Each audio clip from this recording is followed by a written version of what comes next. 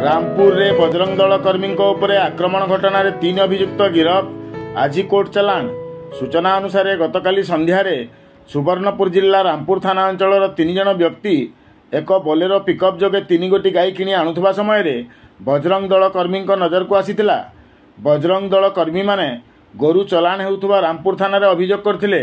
उक्त अभियोग को आधार करी रामपुर पुलिस घटनार तदंत करिथिबा बेले 3 जन व्यक्ति अस्वाभाविक भावे एक बोलेरो पिकअप जोगे 3 गोटी गाई आणुथिले। तेणु एही अस्वाभाविकता कारणरू थाना रे पीआर नंबर 21/25 रे एक मामला रुजु होईछि। पुलिस रो कहिबा अनुसार पथरखंडी ग्रामरू 2 गोटी एवं कपासीरा ग्रामरू गोटिए गाई किणा जाइछि। एही घटना संपर्क में बजरंग दल कर्मी माने थाना को जाई पुलिस रो कार्यानुष्ठान उपरे पचरा उचरा करी फेरुथुवा बेले गाई बेपार करुथुवा अंचलर किछि व्यक्ति बजरंग दलर कर्मी उपर आक्रमण करथिले। फल बजरंग दलर किछि कर्मी आहत होइथिले।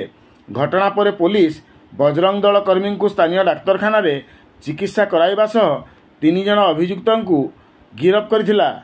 एनै गतकाली राति 11:03 समय रे रामपुर थाना केस नंबर 72/25 बीएनएस धारा 191(2), 191(3), 115(2), 109(1), 351(3) एवं 190 रे एक मामला रुजु करथिया बेले आज अपराह्न प्राय 4:30 समय रे अभियुक्त माननकु कोर्ट चलाण करथिबा थाना अधिकारी पद्मासिनी मेहर सूचना दैछन्ति।